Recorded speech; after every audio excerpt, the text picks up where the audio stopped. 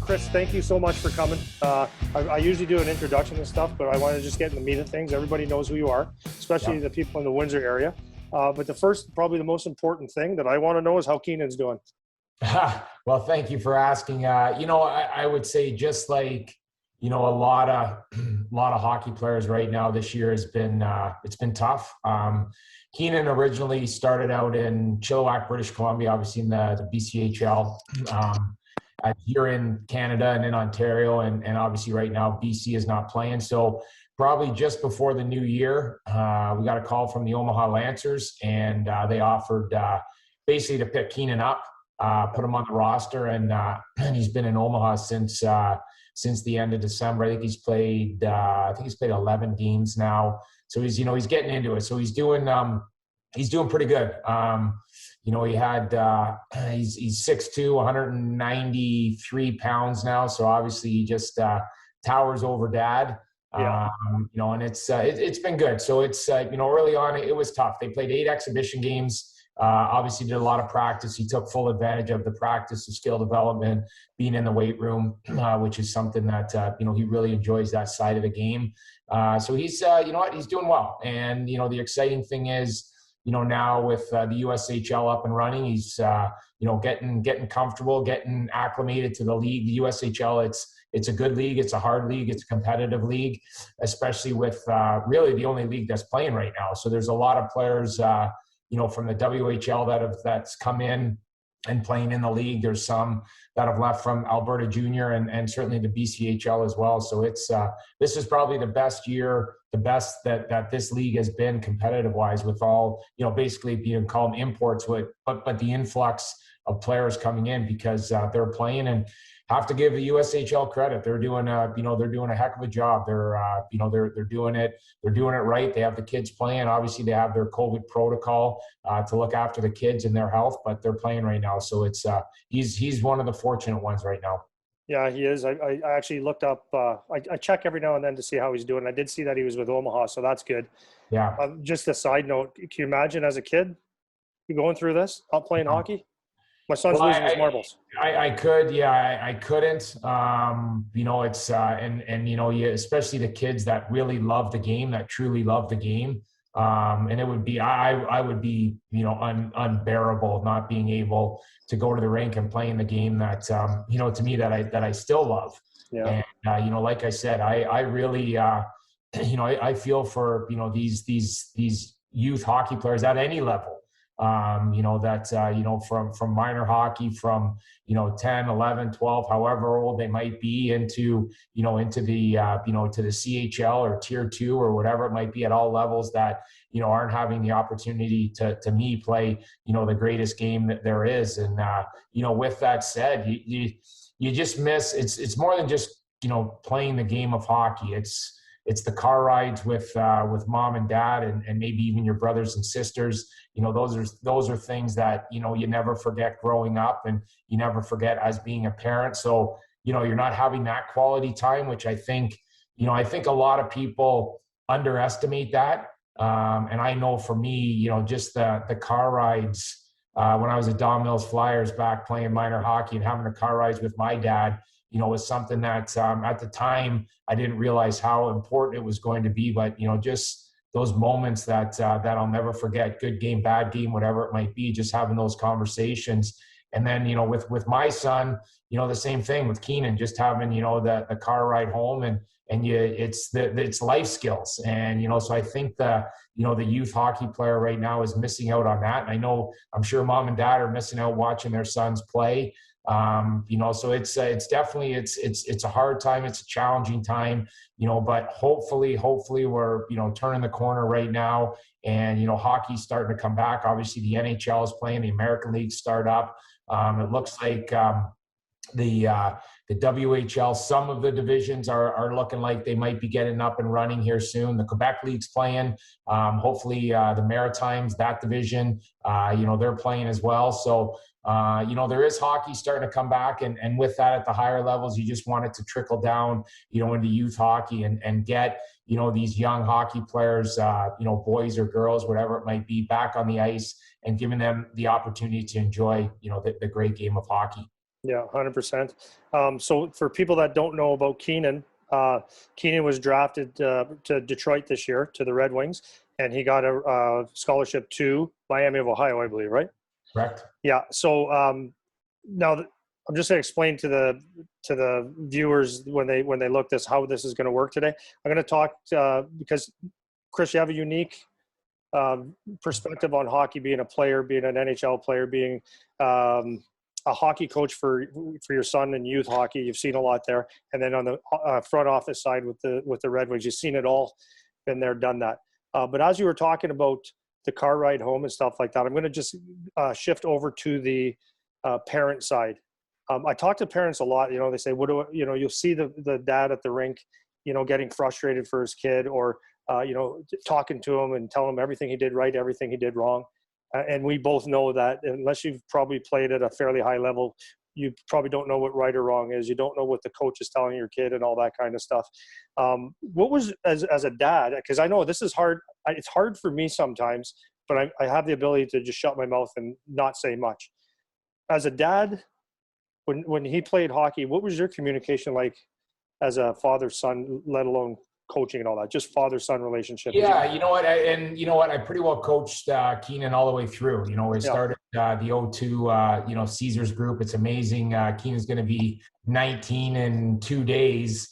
And I started coaching these kids. They were 9 years old, getting ready for the Brick tournament in Edmonton. Yeah. So for me, I was both. I was obviously the coach and the dad, but I was able to separate that. There's times and I think if you're going to coach your son, you have to be able to do that. And, that, and more importantly, your son has to understand that as well. There's sometimes that, and I would talk to Keenan, I'm going to have to be, toughest on you sometimes in practice because, I got to use that as an example. And if I can't, get, structure and correct you and coach you, then I can't do that to other kids. So, that was, a relationship and a talk that we always had. But, for me, I wanted my son I wanted Keenan to enjoy the game. I wanted him to love the game of hockey. And I truly believe that if you do that, you're going to get better. I never wanted to, make Keenan go to the rink or force him to go to the rink or do privates. You and I, you worked with Keenan, when he was a young age, and it would be, I have the opportunity to bring in, Coach Andy for a session. Would you like to do it? And he wanted to go to the rink. And to me, that's the most important thing, that I could do as a dad is just, really emphasize, what a great game it is. Love the game. And if you love the game, you're going to work hard. And, for me to this day, anytime I put skates on or I get on the ice, I have a smile on my face. It's still something that I love. And, Keenan's the same way. There's off days that he has in Omaha. He gets up, he goes to the rink. I don't have to go tell him to go to the rink. He'll send me a text or give me a call. He's like, Dad, I'm going to go to the rink. Do you have a workout for me that I should do? And that's a relationship that we built and we worked at it. It's not easy, but you have to work at it. And, for me now, watching him, continue to develop and continue to love the game, that's so important. So my advice to parents, is really, sit back and enjoy this ride because it's not going to last forever. And I just know for me, missing, going to the rink and watching him play and those car rides that we talked about, and can't believe how fast that, it went. And I get to look back and I get to realize, what a great ride it was for not only for myself, but, for Keenan's grandparents on both sides, for, our family to be able to watch him play, to go to tournaments, to win tournaments, to lose tournaments, how we have to deal with that, the memories that we've created. And, that's the fun part. Now, I have to be honest, last year, Keenan went into St. Andrews. He played at St. Andrews College in Aurora in Toronto. That was really the first time that I was dad. I just kind of had to sit back and there was two things that were going on. One, I was watching him as a dad, and two, I had to evaluate him as a scout as well, because obviously, like you said, that's my job. And, you know, and when times are going well and he's playing well, it's easy to do that. The hard part is when you lose a little bit of confidence and sometimes the puck's not going in your net, you know, we just sit there and talk. And, you know, the beautiful thing, you know, I find is, you know, stuff on the internet, you know, there's great quotes, there's great articles, you know, about, you know, mental toughness, the mental side of not only the game, but just the mental side of life. And, and I've kind of really embraced that. And so is Keenan. And it helps us have those conversations, you know, and now, you know, he started the year in Omaha, started the year in Chilliwack, and then we ended up making the move to Omaha. And you know, it's challenging right now for him. You know, it's you know, he's going into you know, a new league. He's coming in about halfway through, and you know, he's really he continues to adjust. You know, to playing in the USHL, and we have conversations. You know, there's nights where, you know, he's frustrated and you know, disappointed that maybe he doesn't get as many shifts or as many minutes as he wants, and I just have to be dad and I have to support him. But that's something that, you know, that we worked at, and all I know is that, you know, for me, if he has, after a game, I want him to call me, and I want him to know that we're going to be able to have a real good conversation about the game. Whether I saw it or not, I get to listen. And I think that that's something that's important. And the one thing, you know, for the minor hockey parent, you know, don't try to live the hockey career, you know, through your son. You know, I think that that's something that, you know, and it's hard not to get caught up in it, you know, but I would enjoy it. I would support him. You know, the one thing, you know, there's a reason why you're playing for this team and you have this coach. You obviously trust him. So let the coach your son. And in the end, there's a reason why you brought him to this team. You brought him to this organization. So, you know, to me, the important thing is, you know, let the coaches, you know, coach your son, and you be there for support and always building and character, and enjoy the ride together. Yeah. And I think that one of the things that parents don't really understand is when you said, like, the coaches, when a parent watches, and I'm sure you saw this when you were coaching youth hockey, a guy that won the Stanley Cups, Selke, Olympics, and on and on and on. I'm sure that some of the parents thought they were smarter than you. Keep going if you want. I would. It never gets old, does it? No, thank you. But parents would probably come up to you and tell you what you were doing wrong as a coach. I did get a lot of advice from parents. Yeah. And, you know, and we decided, you know, I would always joke around with them, you know, about it. But, you know, in the end, it's, you know, I would want the parents to come and talk. But the one thing that I made sure, you know, to every parent at the start of the season is, you know, if we're going to have a conversation, make sure you're prepared for a conversation. You know, I'm not going to, you know, just kind of sit there and take your ideas. If you're going to come and you want to have a, you know, a conversation about your son, I'm all for it. But you have to realize I watch the game and see the game a little different than you do. And we can have that conversation. But like I said, make sure you're prepared for it, because sometimes it's not going to go the way that you want it to. Yeah. You know, and that's, you know, but in the end, I think the parents, if they want to talk to the coach, if they want to have that conversation, you know, I really think it's because they care. And, you know, that's something that's important. And, you know, for me, I was lucky. I coached Little Caesars. We had great teams. We had great players. And I always just kind of, you know, if I could take 8 forwards, I'd take 8 forwards, 5 defensemen, 2 goalies. When we got a little bit older, I had 3 lines, 60, and 2 goalies. Like, they play, you know, like, and that was the fun part of being able to do that. You know, as they got into, you know, U15, U16 hockey, you know, a lot of people are like, oh, you're going to take, you know, 4 lines. And I'm like, no, like, I'm going to play. I want 3 lines. I want these kids to go. They're going to go. They're going to play in every situation. For the most part, I open up the door and away they go. And, you know, that was a fun part for me, you know, watching these guys. And the one thing that, you know, I really enjoyed as much as anything was running practice. You know, to me, that was just so much fun, you know, bringing in new drills, you know, and I was lucky. I was able to watch, you know, when Mike Babcock was coaching the Red Wings and Jeff Blashill, you know, I could sit there, I could watch a practice, I could take some drills, you know, and implement that into our group and basically say, guys, like, you know, I watched the Detroit Red Wings do this drill today. You know, we're going to give it a try here. And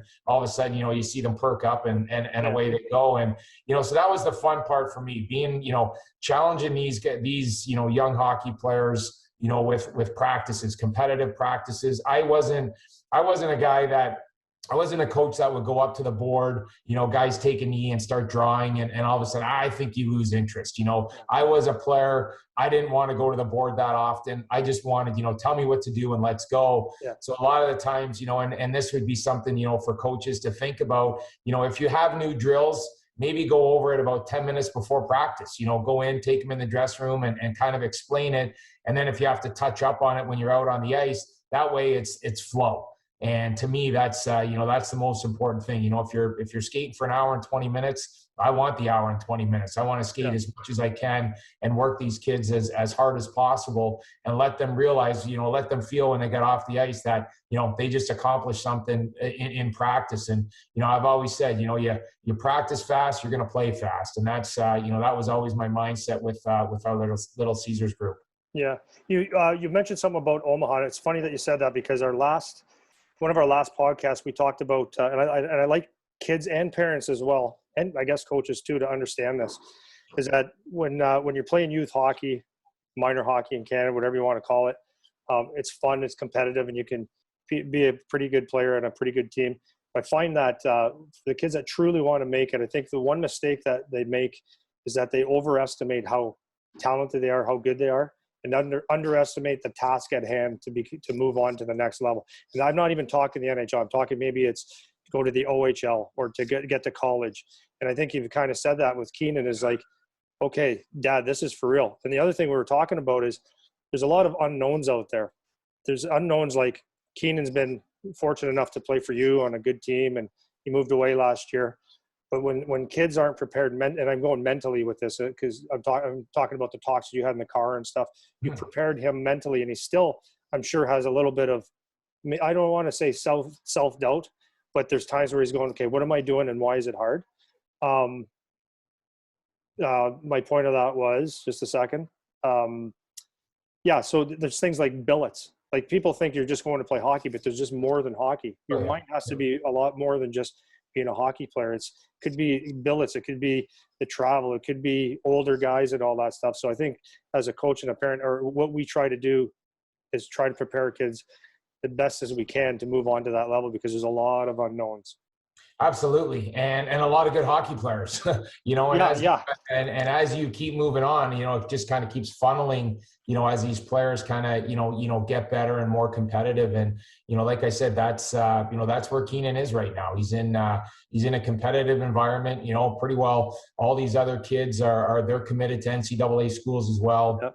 Some of the kids were drafted also, and you just go from team to team, game to game. It's the same thing. You're playing against these young hockey players that have done the exact same thing that you have. They've won state championships. They played on, in national tournaments, you name it. And now all of a sudden they're all playing together. And you're right. I mean, you walk into, basically, I got Keenan out to Omaha and got him settled in the billet family. And all of a sudden he practices for 3 or 4 days and he's playing a game and away he goes, and that's just the reality of junior hockey, whether you're going to play, in the CHL for, in the Ontario Hockey League, or if you want to play tier 2 and go NCAA, whatever it might be. It's hard, it's challenging. The easy thing is when things are going well. When things are going well, it's it's fun. You go to the rink, you're feeling it, you're on the ice, you're scoring, you're making plays, whatever it might be. The hard part is when all of a sudden, the puck's not going in the net. You might not be playing as much. You might not be playing as much as you want. You might not be playing on the power play. And that's where, you really need, a good, I would say, like a support group around you. And that's where you want to be able to pick up the phone and call your mom and dad and have a conversation with them. And sometimes it might not even it might just be to listen, like your son or your daughter is going to just talk about hockey and maybe just vent. And you're just sitting there listening. And that's what we're supposed to do as parents. And then, when it's our opportunity, we just support them, let them know we're watching, we're here for you, we're cheering, keep working, work a little extra harder in practice, maybe do some video with your assistant coach. Maybe it's getting, a little extra time in the gym, all these kind of things that are going to get you out of it and get you going. So, as these kids, start playing, at more competitive hockey, I really believe that the mental side of the game is something that, that's really important. I was fortunate. I ended up playing, 20 years in the National Hockey League. And I remember, there was, I was a bottom six forward. I was a grinder, whatever, character player, whatever you want to call it, role player, and there was a lot of guys that were coming to camp and wanted to take my job. And every year I was like, this isn't going to be the year, and I kept working at it, and I prepared myself. I made sure I was always in great shape, something that I, super proud of. And it got me to, basically Ken Holland had to tell me to retire at the age of 40. Yeah. I was like, I told him, I think I got one more in me. And he just kind of shook his head. And, I knew it wasn't with the Detroit Red Wings. So, but that's the mindset that you have to have is when you get there, you have to make sure that no one's going to come in and take your job. And on the flip side, getting there means you actually have to go in and take someone's job. And, that's something that, lived with me, my entire career. And, it ended up, I ended up obviously having a great run with the Detroit Red Wings, something I'm real proud of. And, those are the experiences I can share with Keenan and pass on to Keenan. And I hope anyone else that, is listening to your podcast right now is that you realize, there's a lot of skilled hockey players out there. There's very good hockey players all around. That's something that, I know because that's my job. I do it. I go everywhere. I go all over the world. There's no secrets. You're not hiding players anymore. We have scouts all in Europe that go everywhere. I go over to Europe. I spent 65 days over in Europe last year scouting. And then with that, all through North America as well. We have 18, amateur scouts that's their job, is to find hockey players. So, really when you think about it, that's when you realize, when it's a big world of a lot of great hockey players, and everyone has the same dream. Whether you're playing in Windsor, or whether you're playing, in Chelyabinsk, Russia, or whatever it might be, they want to play in the National Hockey League. That's really the way it goes. And, so like I said, pretty well the parents are going to be really involved. I'd probably say right up until until they're 16 years old, maybe 17, depending where they're going. Enjoy it. It's a fantastic ride. And I think right now, what we talked about, I think there's probably not only the kids are missing it, but I believe the parents are too. Oh, yeah. And this is where you kind of sit back and just kind of realize, what a great game it is. And just enjoy the opportunities, going to the rink and watching either your son or daughter play, and and just realize what a great game it is, and then be supportive to your kids. That's something that's it's going to be so important, and it's not just, in the end, it's not just about hockey. It's just about, being supportive, building character, building a great relationship. And it's something that, I'm real proud of. Obviously we're talking, about Keenan because, he's playing hockey and he's, because of that. But you know what? I'm fortunate. I have great relationships with my two daughters as well. And, that's something that, I'm super proud of also. Yeah, 100%. So I want to ask you, because you talked about something that I really liked. I was going to ask you, hang on. Talking, what I find with players that I train, and for example, Matt Pumple is one of them. He's in your organization. So this is a whole bunch of questions here. Sorry. So the question is, as when I'm training players, what I find is that the hardest guys for me to coach and train are the 16, 17-year-old kids that have their first year in the OHL. And the reason that I find that what I get from that is, I think when they move away, people build up the OHL draft, or maybe it's the first year college, or maybe it's the Omaha Lancers, and they build that up as, okay, you did, your 16 years of life, and okay, you got there. It's almost like a lot of them just think they're cool, if that makes any sense. And they forget that what you said about, now you're there to take jobs, now you're there to take ice, now you're there to make yourself better, and the actual work only starts, and it only gets harder as you go. So that was part one. Part two, and I'm not throwing Matt under the bus. I'm just saying it because we got a common bond with Matt Pumble. So here's a guy that was a first-round pick to the Peterborough Petes. He's a first-round pick to the Ottawa Senators. And it's not like he hasn't done things right, but for some reason, even though he's a first-round pick, he's not playing in the National Hockey League. And it's like, you never just make it because you're a first-round pick or because you were good at one time. Mm-hmm. And then the last thing I want to say about that is, you and I were having dinner at Ocean Prime, I think it was. And I asked you, I said, Kris, I think you were a pretty prolific, I wouldn't say prolific. Let's say you were an offensive player as a kid, because you're a good hockey player. So as you're playing minor hockey, you're probably going to score a lot more goals until you get to a high level. But I asked you, I said, what was the transition from that to being on the grind line? And because that's goal scoring to being like a shutdown grind line. That's what a grind line is. But it gave you 20 years. And what made you say, okay, that's something that I can either learn or I've done already? So that was a loaded question. Go nuts. Yeah. So I'll go back to the first question. What was it? You couldn't just do this one at a time, right? No. You wanted to test me on this. Yeah. So obviously the first question, it's amazing because I interview kids, young hockey players, prospects, for the draft, and we talk about work ethic. Everyone works hard, but until you walk into that NHL dressing room and you watch, and I'm lucky, I can name drop right now some of the greatest players that have ever played the game. When you watch Dominic Hasek practice and how competitive he is, it's not a coincidence. He's one of the greatest goaltenders of all time. When you see Nick Lidstrom, what he does on and off the ice, like these are the guys that work hard. They have God-given talent. There's no doubt about it, but their work ethic is off the charts, every single day. And Pavel Datsyuk came from small town Russia and turned into, one of the most talented and highlight real players of all time. And he just improved every year. And the stuff that he did in practice, I was lucky. I was able to have, watch this stuff and see it. And then all of a sudden he did it in the game and everyone's like, well, how did he do that? Well, I can tell you how he did it. Repetition. He did it every single day in practice. Unfortunately, sometimes I was the victim of it. But thank goodness there wasn't any cameras around when he was doing it to me. Yeah. And, that's how these players, you look at, I remember my first game, I'll never forget it. My first game with the Detroit Red Wings was January 24th, 1994.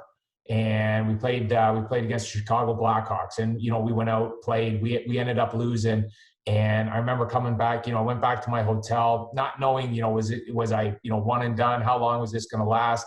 And I was like, you know what? I'm going to get up in the morning and I'm going to go work out. And I'm going to show up the rink and work out. And I was probably there about 3 hours before practice. And I walk in and Steve Yzerman was already on the bike working out. And I was like, whoa, I got a long way to go here. And it comes back to what you said about, these 16 and 17-year-old prospects that think that, that they work hard and they're doing it. I can tell them, and I can tell you right now, they don't even know what hard work is yet. And until you walk into that NHL dressing room and you see, I've heard, Sidney Crosby, same thing, unbelievable. I just remember it was a couple of years ago, they lost out in the playoffs, and 2 weeks later you see him, on the ice working on things already. And I'm like, that's one of the greatest players in the world. Like they just lost out 2 weeks ago. He's back on the ice and he's doing things, that's what you're up against. And, obviously that's the superstars that are doing it. And when you throw in God-given talent and then elite work ethic, you're not stealing their jobs. There's no chance. So when you think about these guys, the best players in the world, they have their jobs. They're going to play 15, 20 years. So they're not going anywhere. So, you have all those guys. So you can count that job out. Then you start talking about, some of the guys that, have created a bit of a role. And now, they have the trust within the organization. Well, they're not going anywhere anyway. So now you're kind of like, you start going down. It's like, okay, how am I going to get a job? Yep. And that's where you have to find yourself. So to kind of move into, what we talked about at Ocean Prime, my favorite example is actually both my line mates, Kirk Maltby and Darren McCarty. Both these guys scored 50 plus goals in the OHL. And, with us, we ended up, becoming, a grind line, a fourth line, a defensive, responsibility. We were able to chip in goals, but that wasn't our job. These guys scored 50 goals, yep. In the OHL, and they ended up making it. We all ended up making it, by being third, fourth line players. But the difference, we embraced that. And, you know, that was something where, you know, you have these players that come in and they're, you know, you ask players, you know, well, who do you play like? Well, I play like Mitch Marner. I'm like, oh, Mitch Marner, really? Like, just Mitch, you know, like, you know, or it's Austin Matthews or it's Alex Ovechkin. And you're sitting there and it's just like Alex Ovechkin, all he does is just score goals. Like it's nonstop, like with what he does. Plus he's 230 pounds. He runs people over. You're not Alexander Ovechkin. I just, you know, like, you know, so I think the one thing is have an identity, understand what you are and what you can be as a hockey player. Because when you think about it, guys that score 30 plus goals in the National Hockey League, there's not a lot of them, you know, and then you take it a step further to 40 or 50. I mean, you're looking 3-4 players, maybe, you know, that do that. So chances are that's not going to be you for the majority of it, you know. So how are you going to make it in the National Hockey League? You know, well, you got to skate, you got to be smart, you got to be competitive, you got to be in great shape, you know, all these kind of things. And then you still might not get an opportunity. That's how frustrating it is, you know. So you know, like I'm a big believer. You have to believe in yourself. I played 200 and something games in the minors. You know, I played, you know, for the, you know, Moncton Hawks. I came into my first camp with the Detroit Red Wings. I didn't get one exhibition game. Now, one exhibition game, I was one of the first cuts. I got sent down to Adirondack. I was devastated. I couldn't believe it. You know, I came in. I had the absolute best summer that I could possibly have. Came in unbelievable shape, like you name it. We did all the fitness testing. I was in the top 3 or 4 of every single, you know, fitness testing that we did. And you know, they actually kind of did a little awards thing. And, you know, they were talking about some of the guys and my name came up, you know, and everyone's kind of looking around, who is this, you know, and nobody knew who I was. I come from Moncton. I was, obviously I was a throw-in trade. And I ended up going down to Adirondack and you know what? I went down there and I was like, I have to make this work. I have to find a way to make this work. And all of a sudden I got a great opportunity with Newell Brown down in Adirondack, who I'll never forget and always thank him for that. And I started scoring and I started putting up points. And, you know, next thing you know, the phone rings on January 23rd and I got the call, you know, up with the Detroit Red Wings and never looked back, you know, and that was, you know, that's something that I'm super proud of when I got the opportunity with the Detroit Red Wings. You know, I was like, this isn't going to end. And, you know, my mindset was I'd wake up every day and I honestly, I'm like, I'm not getting sent down today. And I went to the rink and I worked off the ice and I worked on the ice.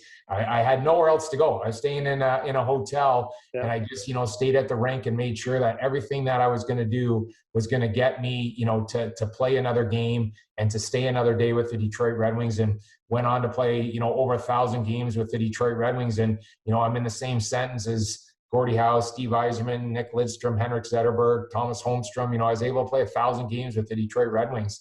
And, you know, that's something that, you know, I'm super proud of, you know, to be able to do that. So I think, did I get all 3 of your questions? Yeah, more or less. I just asked you about pumps, but but that's basically you answered the question. Like there's something that I guess, because I've been working with Matt Pumple since he's 9 years old, and he's great, can shoot a puck and score goals. But there's obviously, when you spilt it out, who are you going to take on the top line as a goal scorer? Are you going to be better than someone defensively? So you got to find a niche somehow, some way. And it's all good. But it's funny because, you know, this goes back to the parents, or even when I'm teaching kids, a lot of the parents are looking at, you know, scoring goals, being the offensive player, and it's good. And in minor hockey, if you're a good player, you probably have that ability to do that. But it's funny, like it's a hard sell to explain to a kid that they, like a defenseman, to be able to just make a nice pass coming out and maybe jump in the play. A forward to be really, really good and spend so much time just peeling pucks off the boards, because you're probably in a game, especially even in the NHL, you might be in a great position to get a pass, but how many times do you get a clean pass on the tape? I mean, there's rims and there's pressure and there's pinches where you have to be good along the board. So it's really a smart thing to work on a soft skill like that, or tips or face-offs like yourself, and being aware defensively. It's not just about scoring goals. And I think parents and players really, you know, I think people hear it, but I don't think people understand the depth of it, because that's what you were saying is, like, I think in the World Juniors too, you had the job of shutting down, I think it was Yager or someone like that. And you realize that you're on the ice all the time. 90 and then Bure in 91. Yeah. Yeah. And that's what you were telling me. You said, like, you know what, Andy, I'm on the ice all the time and I don't have to worry. I don't have the pressure of scoring all the goals. Yeah. But that's how most people are going to make money if they ever make it, right? Yeah, you know, I mean, and it's, you know, I think when you have an opportunity to work on, you know, any skill, you know, it's something that you want to do. And I know, you know, when we would, you know, start our practice at Little Caesars, you know, we would work on exactly what you're talking about. D-man pulling the puck off the wall. We'd have, you know, a forward at the net, you know, working on tips and screens and goalies battling through it. Yep. You know, those were just drills. And you know what? They loved it. You know, they loved working on those things. And then all of a sudden, as they got older, they understood, you know, why we were doing all this stuff. And it's, you know, hockey specific. You know, you just have to, you want to be able to be, you want to be responsible. You want the coach to be able to trust you to play you in all situations.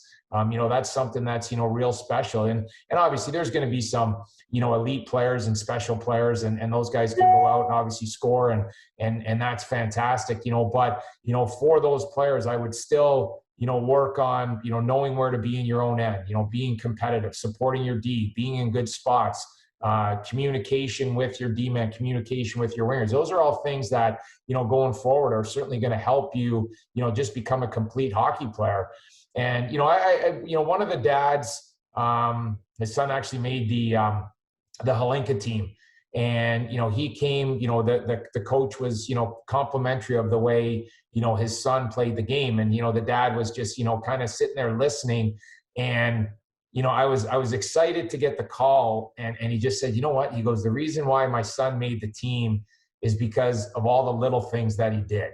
And the only reason why he knows how to do those little things is because that's the stuff that you guys worked on when some other players, you know, weren't. And, you know, it just put a smile on my face that to have a parent, you know, understand and recognize that. And that's where it's satisfying. You know, I'm so excited about, you know, the O2 group of what we did. I think we have a total of 14, you know, kids that are going to play NCAA college. You know, which is outstanding, from, you know, Penn State to Michigan to Lake Superior State to Miami to Western Michigan, Michigan State, you know, like, you know, kind of all over. Really proud of that kid. Just, you know, ended up committing to Denver, you know, that we coach. So a lot of exciting, you know, stuff for this O2 group. And, you know, that to me is something that, you know, I'm proud of and real excited about, you know, that they get the opportunity to go through junior hockey, and then they get to play at a next level. And then after that, we're going to see. We'll just keep watching and see where they're at. But as, you know, as you continue, you know, to get at a higher level, you know, now it's really, it's full time now. I don't have to tell you. I mean, the way you train, you know, your players and your prospects and these young hockey players, it's, you know, should you take some time off? Absolutely. Should you have an opportunity to play other sports? I believe so. You know, you want these kids to be athletes, but you also realize that, you know, when you have an opportunity to work on things in the summer, you know, you really want to take advantage of that and work on the things that you're not great at. You know, if you're a great skater, maybe you want to work on something else. You know, if you're not that great of a skater, you know, now, you know, you have to work on your skating. You know, to me, you know, get on the track, you know, work on some speed, work on some agility, those kind of things. And really that's, you know, that's how you continue to get better. It's on ice, it's off ice. You know, it's flexibility. You know, you talk about all these things that are so important, you know, being not only a good hockey player, but I think the important thing and what I like, you know, is finding good athletes. And, you know, somebody that, you know, is good in hockey and baseball or soccer, that's pretty intriguing to me, you know, or lacrosse, whatever it might be, whatever the other sport is. You know, it's pretty intriguing that, you know, you're an elite hockey player and then you're elite at another sport. That's intriguing for me going forward as a prospect. Yeah, Charlie played lacrosse up until 2 years ago, and mostly because I couldn't stand sitting there watching baseball. Yeah. But he loved it, so it was good because in lacrosse they immediately, like, they put as much, maybe more importance on defensive play. So when the ball comes back, it's like you are playing D and you're playing it hard. So that really helped him in hockey. And of course you got the running and the skill set. Exactly. And hitting. So when the hitting came, it was like nothing. So that was good. And then another thing that you were saying, like I agreed so much with that, is you've said all the points that I've been telling people with the hard work. So Charlie's been very fortunate. Obviously, you know, that's like Keenan had you, and you know, you get around people and it makes a big difference. You get to see real life how it is. So Charlie he's grown up with the guys, but especially since the COVID thing, it's been tough on everybody. But since day one, he's worked out with Dalton Prout. He just retired, and Zach Cassian. Yeah. So, and it was like, he sees me working out, and like, I'm an old 52-year-old man, like, okay, what, and I'm dad, like, whatever. Right.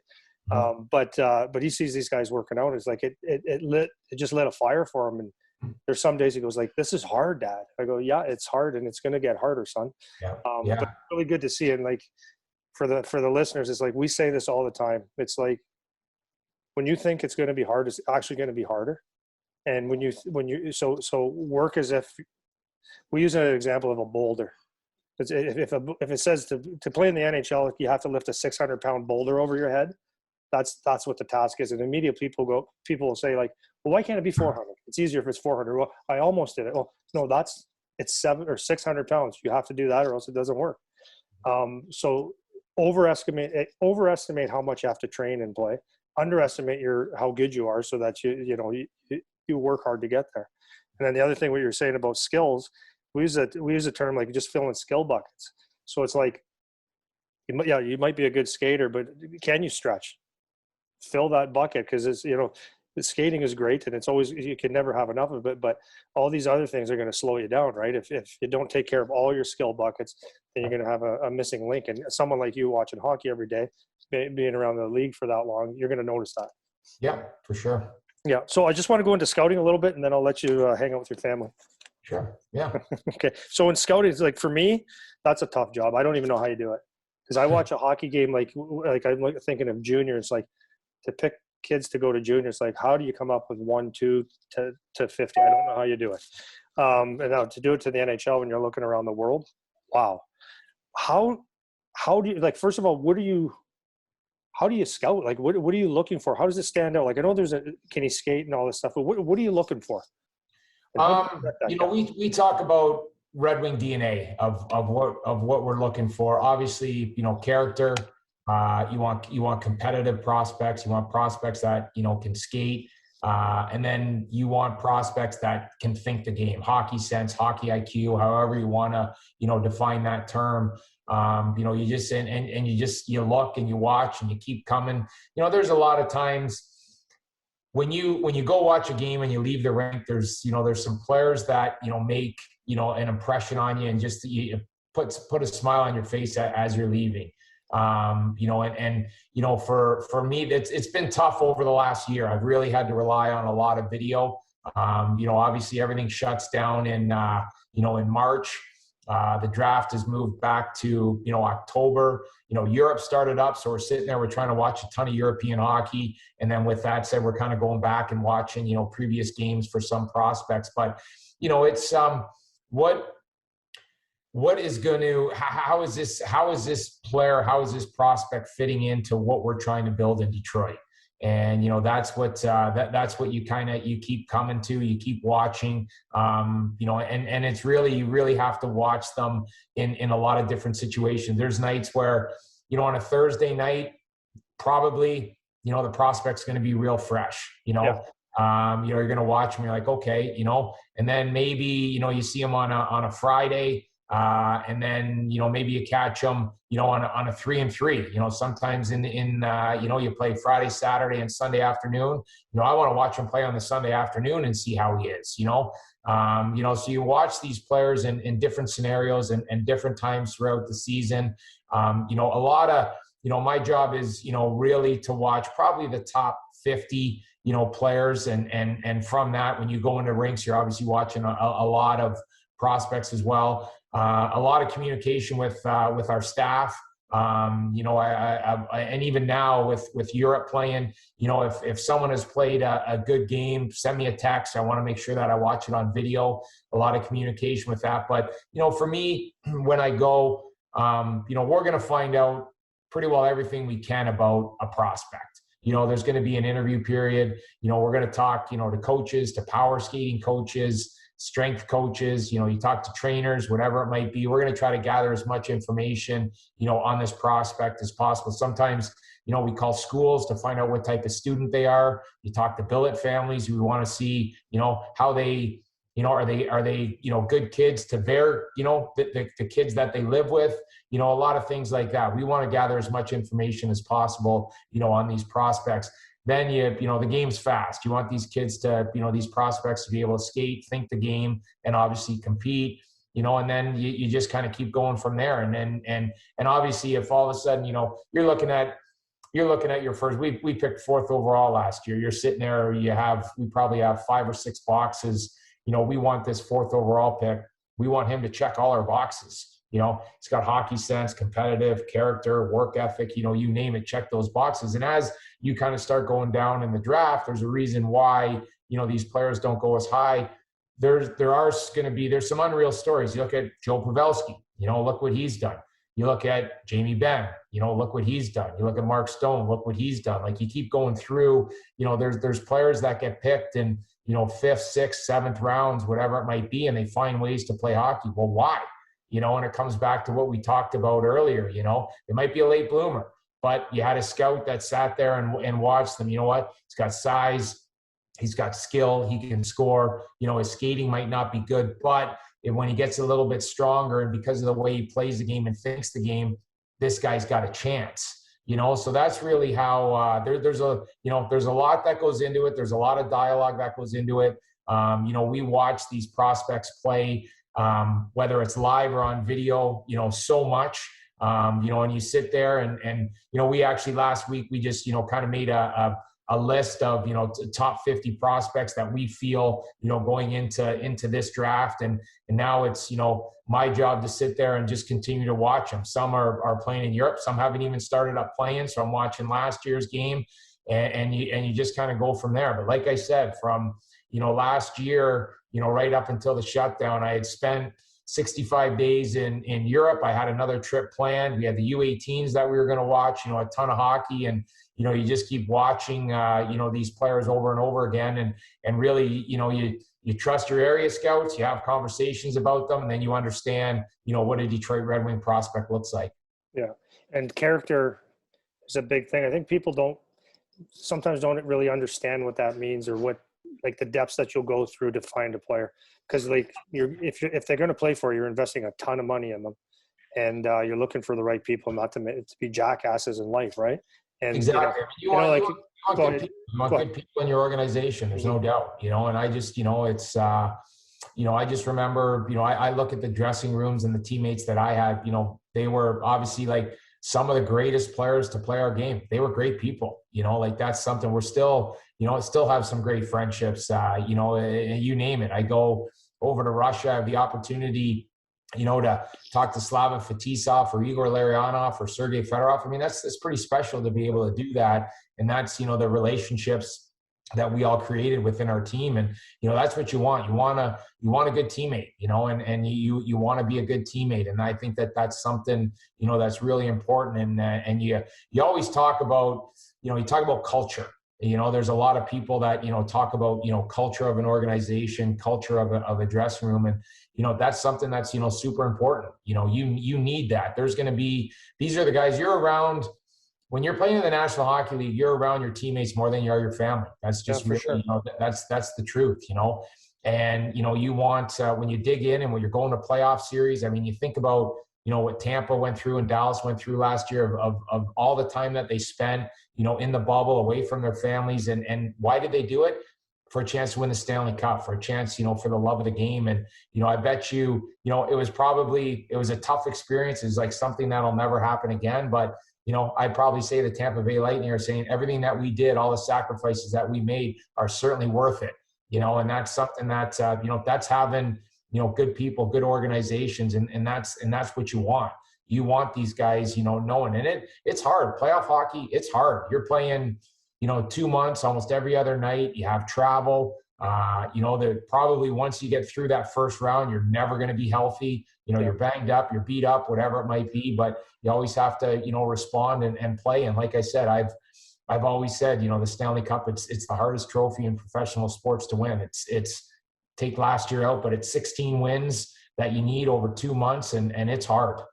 Yeah, people have no idea how that is. Oh my God, it's a rough game. It's a tough game. Yeah, it and is, like you said, the thing that people don't see is the travel, flying across the country, and trying to catch up on some sleep, which you never do, right?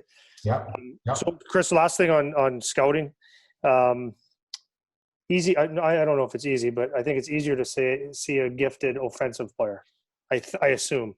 So maybe as a scout, you're looking at deficiencies. I don't know if that's what you're looking for, but from a player that's, let's say, a shutdown D or forward that's not like an offensive forward, I'm just asking, like, can they have confidence knowing that they're going to be looked at, or is it? I don't know if that's the right question, but you know where I'm going with that. Like, I know what you mean. Yeah, I mean, it's obviously, am I looking for guys that are just going to score goals? No. Right. Right. And I think, we touched on that early on. Just because you're scoring goals when you're 16, 17, 18 years old certainly doesn't mean you're going to be scoring goals when you're 25, 26 in the National Hockey League. The reason why I can say that is because I played with a couple guys that did that. They were natural goal scorers in the OHL. Maltz did it. Kirk Maltby did it. Darren McCarty did it. Yeah. And they come in and they're, we end up all being, checkers and role players, grind line, whatever it might be. So there's a lot of times you look for that, that 200-foot player, if it's a centerman, just like we talked about, does he know where to go in his own end? Does he know how to support his D? Does he know how to, support his wingers? When he gets in the offensive zone, does he have some instincts of where to go? Those are the things that you want to watch and you want to look for. For a D-man, to me, being able to understand pressure and just making that little pop-out play, maybe it's a 5 to 7 foot pass. To me, that's hockey sense. It's a smart player. He can do that. It doesn't mean he's going to get up the ice and he's going to run a power play like, Carlson. But, how many elite power play defensemen do you see in the National Hockey League when you think about it? It's that is something that it's so hard to do at the National Hockey League level. And, so when you're sitting there, and you're watching it, you want, is he solid one-on-one? Does he understand? Can he read the rush? Does he have awareness? How's his stick? Is he strong in battles? Is he on the right side of the puck? These are all things that, we sit there and we watch, and that's my job, is to sit there and evaluate. The easy thing, is I remember watching Connor McDavid playing for Erie. Sign me up for him, okay? There was times where he just smiled, and now he's doing it. He still makes you smile, doing it for the Edmonton Oilers. And it's incredible, how fast everything goes fast. His feet go fast. He's an unreal skater. His hands, and to me, the most important thing is mine can go as fast as his hands and his feet. Unfortunately for me, my feet went fast, my hands not so fast, and my mind not so fast. So that's why I was a fourth line player. But so that's really what we look at, and we go in, we have a server of a scouting service where we come in, and every time we watch a game, every time we watch a player, we put a game report in. Yeah. And I can go back and from players that I've scouted over the last 10 years, it's still in there. Mm-hmm. The reports of that. So, the important thing, as for me, is when you start looking at the elite players, they just jump out at you almost every shift in every game.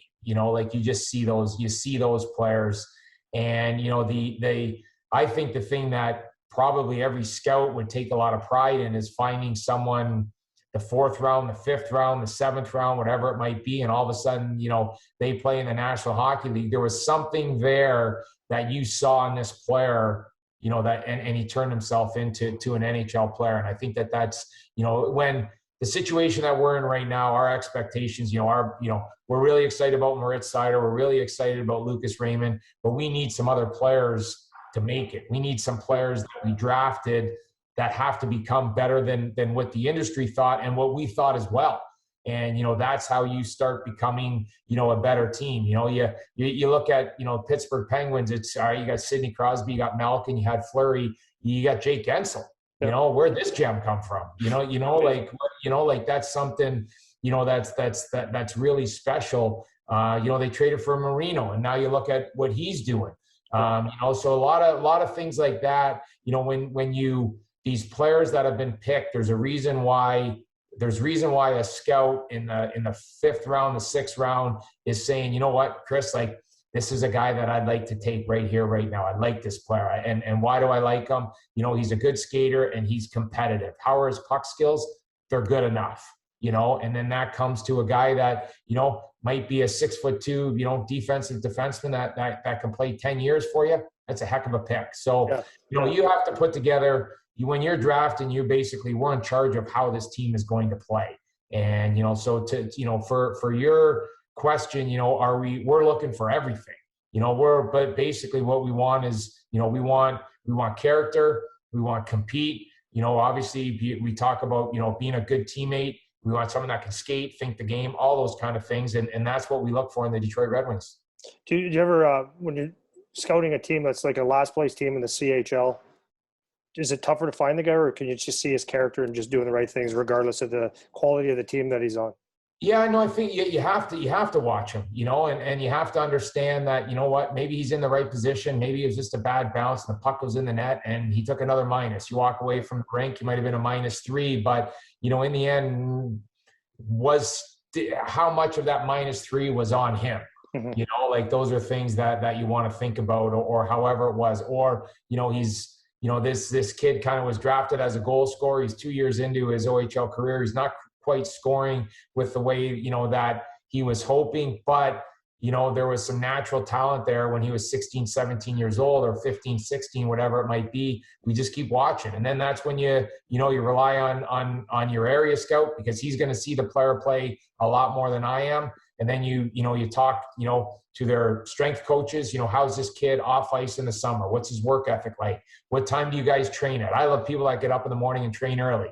You know, like, I'm a big believer in, you know, in that, getting up early, you know, getting after it. You know, I kind of chuckle when, you know, these prospects tell me how hard they work. And I'm like, you know, tell me about a typical training day in the summer. He's like, well, you know, I get up around 9:30, 10 o'clock. And I was like, all right, you know, yeah. So that's, you know, so just, you know, little things like that. Now, you know, this prospect that gets up at 9:30, 10 o'clock might turn out to be a heck of a hockey player, you know, but I just kind of get excited about someone that, you know, gets up in the morning and gets to the gym and, you know, gets his workout in. You know, if he's going to skate, he's going to skate. Maybe he goes golfing with his buddies, whatever it might be. I like that, you know, that's just me. It shows that he's excited to get up the next day. Shows that he's got a schedule that he has to follow. That's something we did with Charlie, is he was asking, you know, he saw that because I'm the same as you. I get up at 5 and I'm at the gym, and my guys, Dalton and all of them, they meet us here.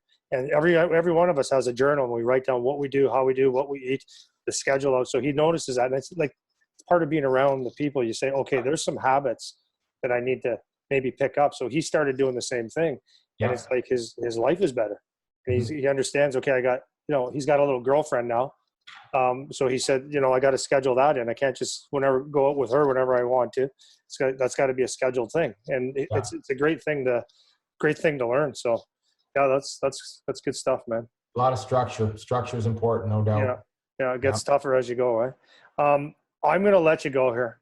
Okay. You've been awesome. There's so much awesome information for my listeners. And I can't tell you how thankful I am that you did this. Oh, of course. Yeah. Absolutely. My pleasure. Yeah. Absolutely. So I'll let you go eat dinner. All right. And of course, if you need anything from my end, Kris, you know where to find me, and please say hi to the family for me. I will, for sure. Right. You too. Say hi to Charlie, all right? I will. Okay. Good luck, bud. All right. Thanks, Andy. Thank you.